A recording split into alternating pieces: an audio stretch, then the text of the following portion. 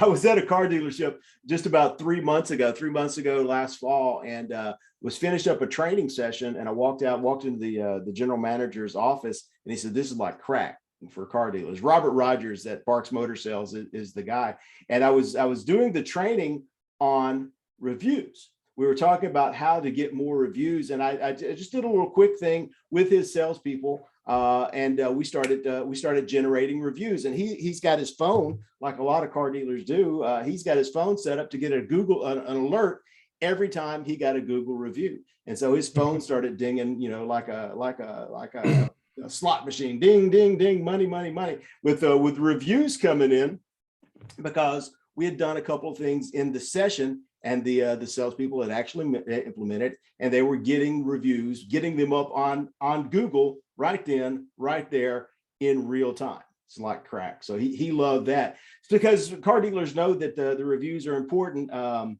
Let's see, I was looking at the stats before we started. 80% of customers, they trust a review online just as much as they trust a review or a referral from a personal friend.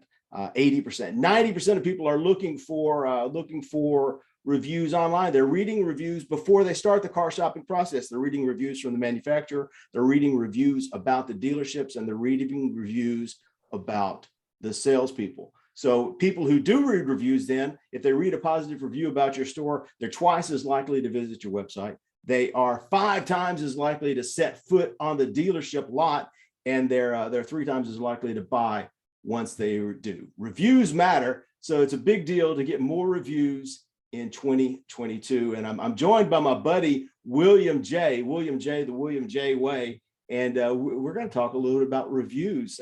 William, tell us about reviews in your world. How much do reviews matter? How much do you think reviews matter? Is it that big a deal? They're huge, man. They're huge. So as I was stating in a webinar earlier today, is that I had one particular week where I had when I was back-to-back weeks, I should say. I had people coming in off of seeing things I'd posted to Instagram, and that was one way of doing it. Of course, reviews can be anywhere. They can be on Google, they can be on Instagram, they can be on Facebook, Yelp, wherever you like them. Certain areas I find tend to have their residents have a leaning more towards one of these mediums than the others.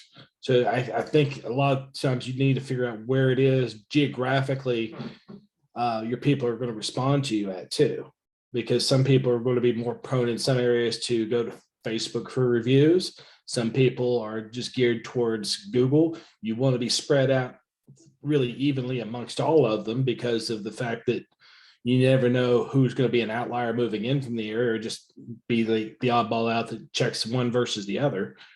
But and then there's the rating systems with the reviews too. So, like, for example, Yelp, you're gonna score higher with reviews the more that you leave, and it's not going to be necessarily as great of an experience for somebody who never leaves a Yelp review, right? They're going to be pushed back to the bottom. Right. Or maybe pushed off where you can't see them all together. You really got to go dig for them. So I'm not a big Yelp fan for that big reason. So who are you a fan? Who's the player in your area? They're in WV. Where do people go to look for reviews? Google and Facebook. Yeah. Those are the big dogs. Those are the big dogs everywhere. There's always something. You got to play with every tool in the shed, but Google and Facebook, pretty much everything, those are the big dogs. Right. And that's where I'll tend to look. And I play around with different ones. I'll take a look at Bing and see if you type in the dealership name on Bing versus when you type it in on Google. All these different search engines, they're going to use different criteria. Like some of them may even pull up Yelp as their primary, because that's who they're doing business with, right? And you start to recognize these deals. But it's like, okay, so pretty much Google and Facebook in my area, or who I'm going to associate with, because those, like you said, they're the big dogs. They're the ones that have the most ground for people to hunt on. Yeah. So if they're going to find you, that's where they're going to find you. And it's just a matter of making sure that your name is always surfacing up towards the top when you're looking at the newest ones. And there's different ways that you can kind of position yourself with that too. If you pay attention to the the algorithms that they're using, right? Yeah. For example, I noticed that I had a customer post a picture of his new truck in a Google review, and it shot straight to the front of the top of the list, you know, and it's a great review. Dropped some actual text into it, the 5-star review plus a picture. That was the trifecta for me. So I was right there at the top for a while, and probably still am if I was to look at it still. Yeah. But not everybody leaves a picture, and so people are more visually inclined, and that's why they do that. So it's just really realizing what's going to rank highest. Yeah, and pictures are huge. Of course, I'm a big Facebook guy, a big believer in Facebook because it is the 800-pound gorilla. But they call it Facebook because faces. Put more faces on Facebook, and it's exactly what you did there with the Google review. What do you do to get to encourage your customers to leave more reviews, to leave better reviews, and maybe to put a picture with the review when they do? I kind of give them some background on how to leave a review. I try to be a little bit light about it because I don't want them to feel like they're super pressured. I mean, a lot of them just won't do it, period. Right. I'll give them a day or so to look and see if I got a review from them. And a lot of times if I haven't, or sometimes at night, if it's not too late, I'm just going to copy and paste a link to the review site that I want them to leave it on, typically Google. And that way, just kind of give them the instructions of how to go onto Google and leave that review. And typically by the next day, when I send them a direct link, just a hypertext, just a URL link there to the rating site, I've got a rating the next day. Yeah.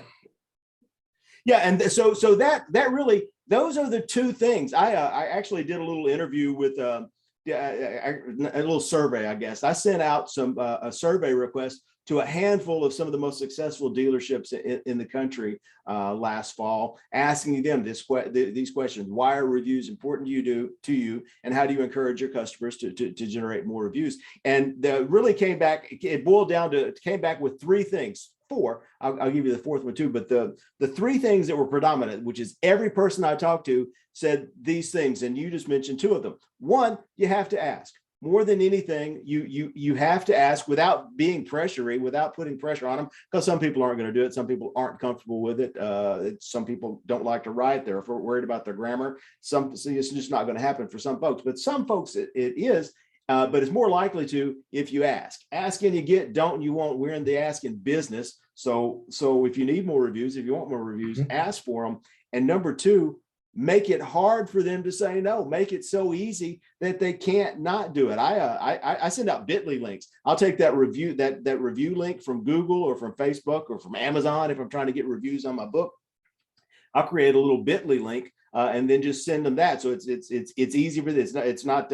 It just looks easy, if they get a text message, hey, can you drop a little review here at this link? And it says, bit.ly/reviews. And it doesn't look like these, 8,000 messages symbols that you see when you try to put the Google link in there. So make it super easy for them and be sure and ask. And when I ask them, I like to encourage them. I want to point out, one, I want an honest review. Hey, let me know how I did. And two, I want to kind of ease their pain and say, it doesn't have to be War and Peace. I'm not looking, you don't have to write some super long essay. Just leave a couple sentences, 40, 50 words about your car buying experience today. And let me know how I did. And please say, and please and thank you. It's kindergarten, say please and thank you. And generally people do, right? Absolutely. Yeah. And then the other side of that too, and you touched on it with the Bitly links, right? You can actually make it a little bit more direct if you want to send the email afterwards and just put that into the URL description, and then you can change the verbiage that pops up. So instead of saying Bitly this or whatever on the link, then when you're typing it out in email format, you've reworded it, customer review, click here. Yeah. And that's what they're going to see. And it's very plain English, easy instructions for somebody. Yeah. So, and make it easy. I was just reading a text from Eric Hall, who you had a conversation with earlier. He might be popping in to join us in it. But one thing Eric was one of the people I talked to last year when I did this last fall, when I did this. And so making it easy for them, and asking and making it easy and asking at the right time, at the right moment is a big deal. And I loved what you were talking about this morning, in terms of getting video reviews and video referrals, is you kind of go through a weaning process over the course of the day that you're working with the customer and you're going through the transaction. You're figuring out who's going to be most comfortable taking a good snapshot, who's going to be most comfortable giving me a video, a little video blurb that I can use, and who's probably going to be more comfortable typing a review into Google. So you're kind of going through the process to figure out what's going to make it easy for them during the course of the day. Yeah, I mean, as you're finishing the transaction with the customer, you're doing you're finishing that, but you're building the pipeline for your extended customers down the road by getting some sort of social proof from the one that you're just selling in the moment. Yeah. So you've got, like you said, one of the things that I like to do is, if I feel that person isn't going to, if they're going to clam up and they're going to get all shy in front of a camera and they're not going to give me a good video, at least I can say, look, it's real simple. If you could just do me a huge favor and say, hi, I'm so-and-so, and I got my car the William J. way, and just that way they popped it out, and it's a little tagline. It's easy. It's a soundbite. I can use it wherever, but it gives me a little bit of a moment where they can smile. It comes through naturally that they've got that tone, inflection, emphasis that they did have a good experience. It's not forced. It's something easy. I think hopefully within just the 3 seconds it takes to say that, they can remember the line. If not, we'll do another take. I think most I've ever done was like 3 takes with somebody because they kept laughing. It's so fun. But we got that done just about any time that I'll ask for that. But it's, again, you got to know who's going to show up well. Screen testing, that's all it is. Yeah, and I thought that was genius when you were talking about that, because not everybody's super charismatic. Not everybody's comfortable in front of a camera or anything. And so I used to do that. I mean, I've been doing that for years. I started selling radio advertising straight out of college. And one of the easiest ways to sell radio advertising is to convince a car dealer that he needed to be on the radio, because the guys who want to be out at the time, the guys who wanted to be on the radio, who had their voice on the radio, well, that's easy to sell them some radio advertising. And especially, but some of them just didn't have the charisma. They didn't have they might want to do it, but maybe they didn't have the energy, the enthusiasm, the camera presence, or the voice presence to do it on radio. And so we would just get them to do just like that, just the tagline, the dealership tagline. We'd have a big 60-second commercial with the big banging booming voice and all the sound effects and all. And then at the end of it, they'd come on and go, whatever the tagline is, come by the William J. way at blah blah blah dealership. And so just use that little tag. So I love that you were getting customers to do the exactly same thing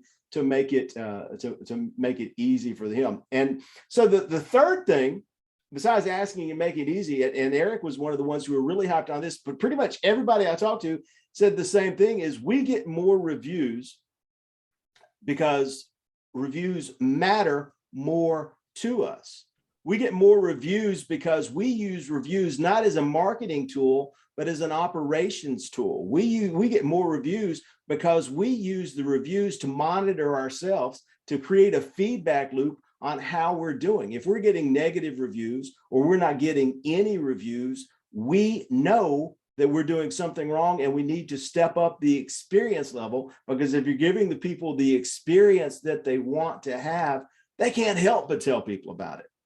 Mm-hmm. So you have to give every customer a 5-star experience. How does that impact what you guys do? Yeah, I mean, it's not unlike the suggestion box when you look at it that way. It's just that it's public. Everybody knows who that person is. But that person that's leaving the review is the customer. There's no repercussions to the customer. It all comes back on how did we take care of that customer or fail to take care of that customer? Which way was it? And then, the pendulum will swing both ways sometimes. Sometimes it's sales is great, service was awful, service was awesome, sales sucks. So it's finding where the tweaks need to be made and just adjusting accordingly. And sometimes you find that it was sometimes just a miscommunication on something. I actually one time used a review to flip a customer who hadn't bought from us. I went through running through the reviews and found a customer that hadn't bought from the store.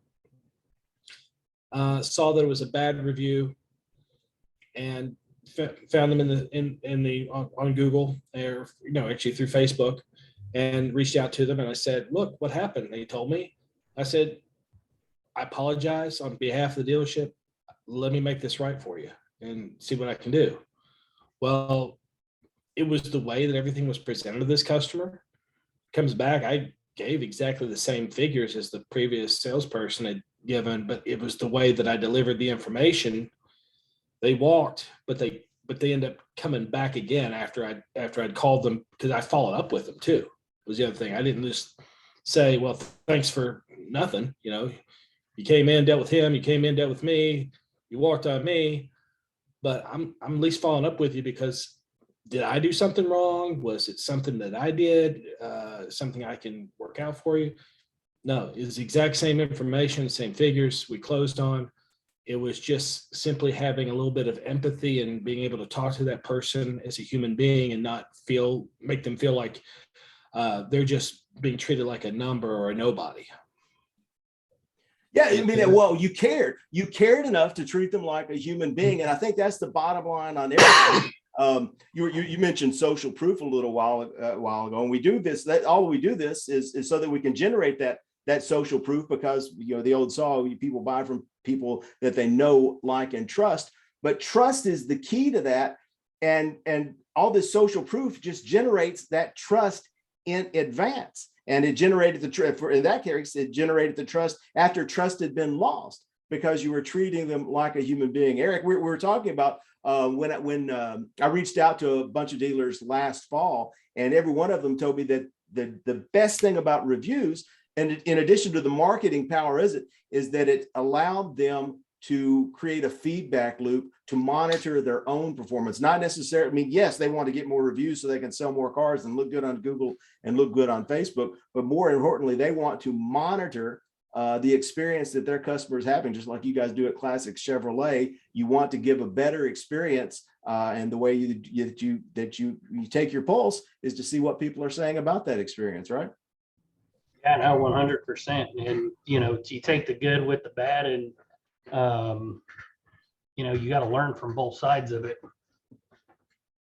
Yeah, take the good with the bad, and it creates this feedback loop. And if you're doing better, then you get better reviews, and you get more reviews, and creating feedback loops. You guys were talking this morning, William. I love that you were talking about promoting other members of the community, because that's one of the things I love to hear people about is dealerships and salespeople getting involved in the community, forming human connections, and then lifting each other up. And so one of the things that I train on is, if you're wanting to get more reviews and you're wanting to get more referrals, one of the ways to start doing that is by giving more reviews and by giving more referrals. When you start shining a light on these people, the law of reciprocity, they just demand that it creates that good feeling in, and they're going to start looking for opportunities to refer people to you and to leave a review for you.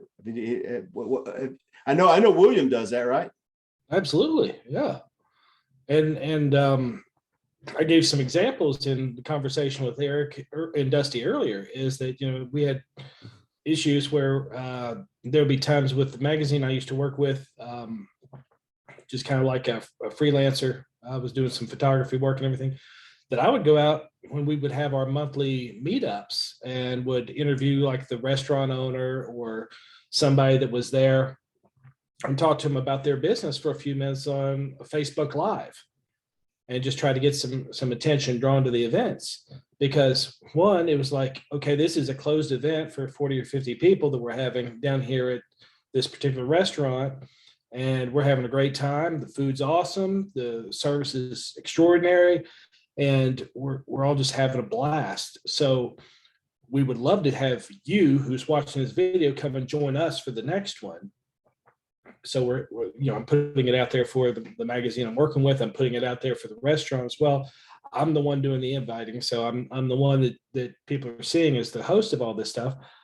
But at the same time, it's also saying, well, let's create a little buzz and what's going on over here at this restaurant. So next thing you know, there's 40, 50 people here live tonight, but throughout the week, there's people that saw this video. They're going to be trickling in, wanting to taste, whatever it was that we were eating there at the table, or something else good that they saw in the background going by on somebody, somebody pulling their dinner plate around.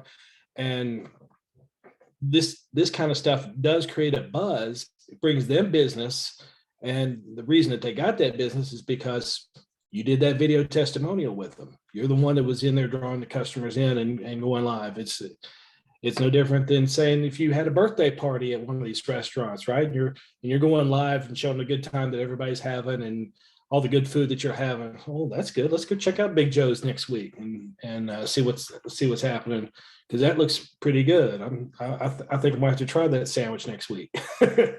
Big social proof sells tacos and it sells Toyotas, man. It's the same thing. People are people, no matter what they're selling, where they're going, what they're buying. People are people, and if you start treating them like people, they tend to notice.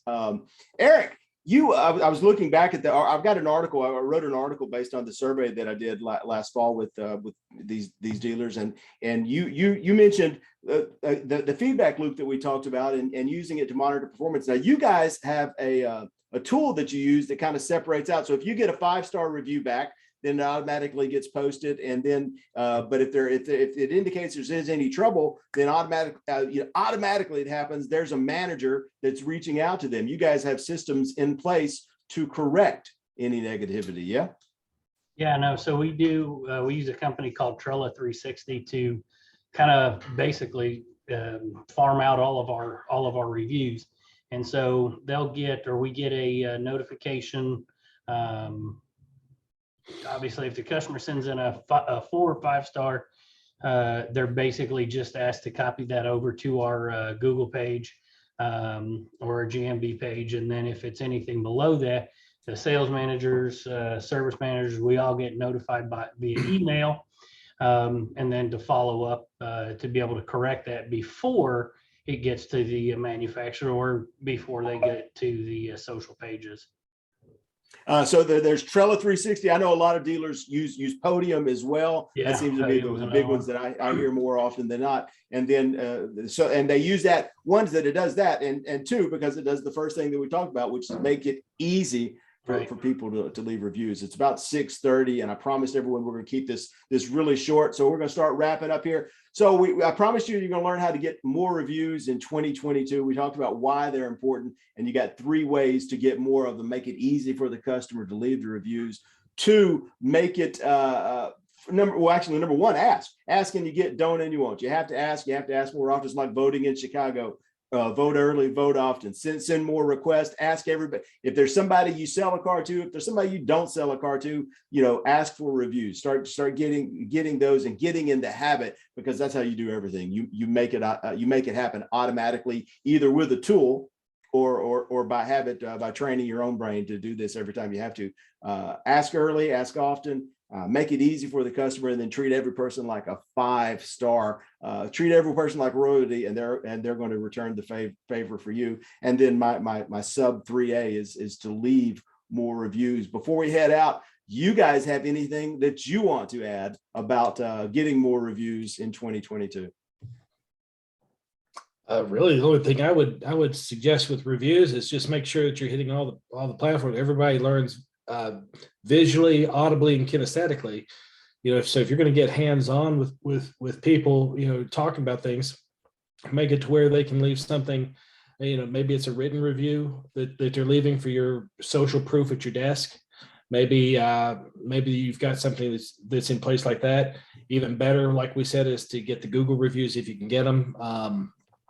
And the video is another thing that you can do to get icing on the cake. So like I said, even if it's not something where they're leaving a really detailed thing where they're going to be good on camera and they're going to say how awesome of a job it was, how great of an experience, how much fun that they had, made a friend for life, whatever it is, if they're not going to go to those extents, make it short, sweet, simple, and give them a tagline to go by that at least you can, get the expression and the tone, inflection, emphasis in their face that they had a good time with you. That is all genuine. Be approachable. Exactly. Be approachable. And make it fun. Yeah. Yeah. Well, that's everything that all about social media is. I think everything that we do should be designed to make yourself and the dealership look less imposing and intimidating. I enjoy working here. I have a good time. We're having fun today. The bogeyman is not here. There's not a skeleton in the closet. There's not a boogeyman under the bed. We're having fun and we're buying cars the William J. way. I mean, right? Just make it fun. Or do it whatever the way Eric does it, or Tim or John or Alice or whoever. But the thing is, like you said, have fun with it. You're at work for however many hours a day. You spent all this time doing the tedious applications and the filling out of the forms and everything else. That's come to be expected. That's the minutia that people don't want to deal with, but they have to anyway. So whenever that is completed, just have fun. That's the biggest thing with doing any type of a transaction or a deal, is just try to relate to people on a one-on-one human level. You bet. Eric, any last words? The only other thing that I'd kind of add on there is, once you've got the reviews, make sure you're replying to them. Good, bad, indifferent. Always reply to every review that you've got. That person took their time out of their day, out of their life to give you feedback. A lot of times the majority of it's good, but we can always learn from the bad as well. So, so it's worth your time to invest back into that customer as well. Absolutely. Good or bad. If someone leaves you a great review, I mean, if nothing else, thank you. Thank you are probably the two most powerful words in the English language. Use them wherever you can. But someone takes the time to leave, not much less buy a car or get some repair work at the dealership. They take time to leave an emotional comment about you personally, then send them a thank you note. So reply to everyone, send them a thank you card. I know you guys are both believers in cards. William J. McCormick at the Moses Auto Group over in West Virginia. Go see him. Eric Hall, Classic Chevrolet in Texas. Guys, I appreciate you showing up. Get more reviews in 2022. That's how you do it.